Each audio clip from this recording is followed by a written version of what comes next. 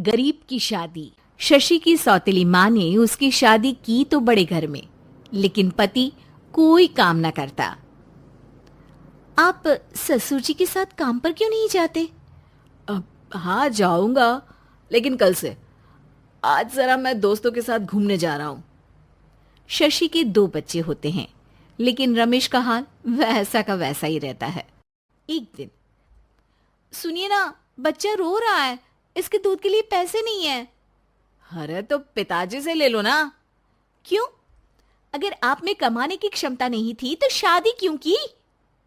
तभी घर आई बड़ी ननद बोल पड़ती है। आहा, तुम्हारी माँ को साफ साफ कह दिया था कि लड़का ना कमाता है ना कभी कमाएगा। हम 4 बहनें हैं इसका ख्याल रखने के लिए, और पिताजी का इतना सारा पैसा, तुम्हें किस चीज की कमी रखी है? लेकिन थोड़े ही सालों में तकदीर बदल जाती है। शशि का ससुराल गरीब हो जाता है। सब बिकने के बाद शशि अपने पति, बच्चे और सास के साथ किराए के मकान में आ जाती है। मैं कोई नौकरी करना चाहती हूँ दीदी। अरे इतने बड़े घर की बहू थी शशि, तुम नौकरी करोगी? नहीं नहीं नहीं नहीं। नहीं करूंगी तो घर कैसे चलेगा? बच्चों को भी तो पालना है ना। तभी शशि का भाई आ जाता है। शशि, ये ले राशन का सामान, किसी भी तरह की कोई भी जरूरत हो तो बताना। भाई, अब मैं नौकरी करूंगी। देख बहन, वैसे तो मैं तेरे साथ हूं, लेकिन हाँ, मैं ये भी चाहता हूं कि तू अपने पैरों पर खड़ी हो जा। शशि को एक प्ले स्कूल में छोटे बच्चों को संभालने की नौकरी मिल जाती है। एक दिन, शशि, मेरे स्कूल को अब तुम संभाल लो। मैं कुछ दिनों के लिए अपने बेटे के पास जा रही हूं। लेकिन प्ले स्कूल अकेले मैंने कभी नहीं संभाला है। अब ये सब मैं नहीं जानती। इतने महीनों में तूने जो देखा, बस पूरे आत्मविश्वास के साथ उसे करना। शशि नीलम के जाने के बाद पूरे 1 महीने उसका स्कूल अकेले संभालती है, और फिर एक दिन आता है जब वो अपना खुद का स्कूल भी खोल लेती है। वाह शशि, तुमने आज मेरा सर गर्व से ऊंचा कर दिया। तुम्हारा यही आत्मविश्वास तुम्हें बहुत आगे ले जाएगा। नीलम, बहुत आगे जाने की चाह नहीं है, बस ये छोटा सा स्कूल मेरे बच्चों की अच्छी शिक्षा में मेरी मदद करे, यही मैं चाहती हूँ। शशि थोड़े थोड़े पैसों से ही अपना परिवार पाल रही थी। एक दिन उसके घर उसकी बड़ी ननद आती है। अरे भाभी, घर में कूलर तो लगा लेती, मेरी माँ को कैसे पंखे में लिटा रखा है? अरे तो शशि कौन सा एसी लगा कर सो रही है? वो भी तो यहीं रहती है ना मेरे पास। ज्यादा यहाँ आकर मेरी बहू को परेशान ना किया करो। हाँ, मुझे भी शौक नहीं है इस छोटे से घर में आने का। मैं तो बस ये बोलने आई थी कि मेरे बेटे की शादी है तो ननिहाल का जो नेग होता है वो ले आना। हाँ, जितना बनेगा कर देंगे, और ना हुआ ना तो वो भी नहीं करेंगे। तभी शशि बोल पड़ती है। अरे नहीं नहीं माँ जी, रीटा घर की बेटी है, उसके ससुराल वाले उससे शादी पर पूछेंगे कि मायके से क्या मिला। रीटा, तुम मुझे सामान की लिस्ट भेज देना, मैं पूरी कोशिश करूंगी कि तुम्हारी हर डिमांड को पूरा करें। अच्छा, मैं खाना लगाती हूँ। शशि ये बोलकर किचन में चली जाती है। धीरे धीरे कर शशि किसी न किसी तरह अपनी सारी ननदों की डिमांड भी पूरी करती, बच्चों की ख्वाहिशें भी, और उनकी पढ़ाई के लिए पैसे जोड़ती। एक दिन जब शशि का बेटा 12वीं पास करके आता है। माँ, अब तुझे काम करने की जरूरत नहीं है। मैं अब कोई ना कोई नौकरी करके पढ़ाई भी साथ कर लिया करूंगा।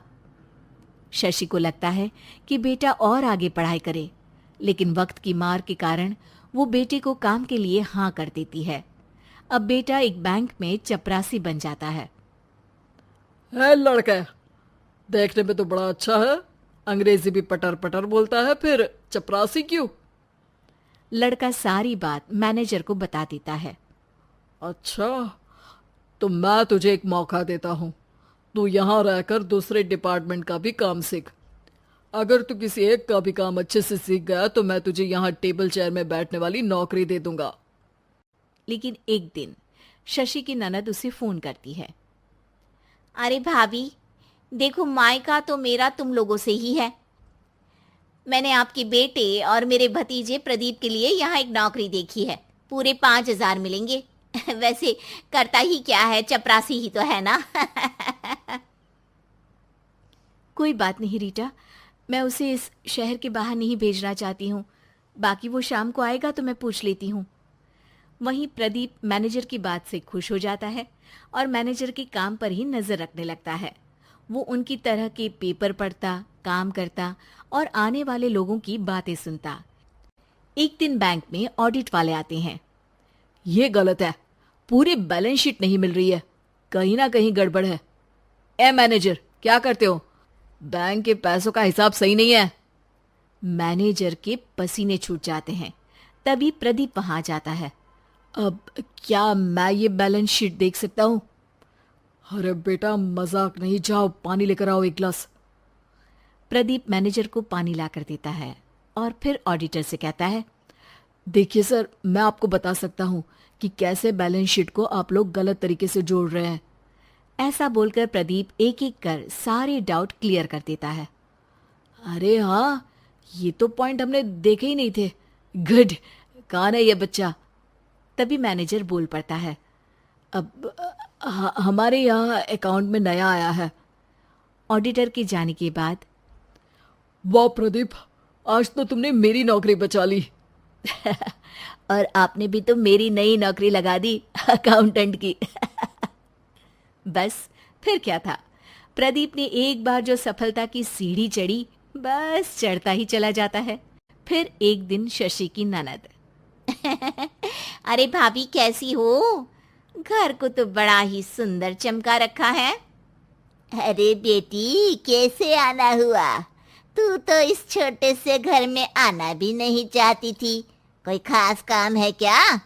अब हाँ, वो माँ, मेरा जो मजला बेटा है ना, वो अकाउंट से पढ़ाई कर रहा है, तो प्रदीप से बोलकर उसकी भी कहीं अच्छी नौकरी लगा दो ना। सास और शशि समझ जाते हैं कि कैसे पैसे आते ही लोगों के बात करने के तरीके से लेकर रिश्ते निभाने तक में बदलाव आ जाता है।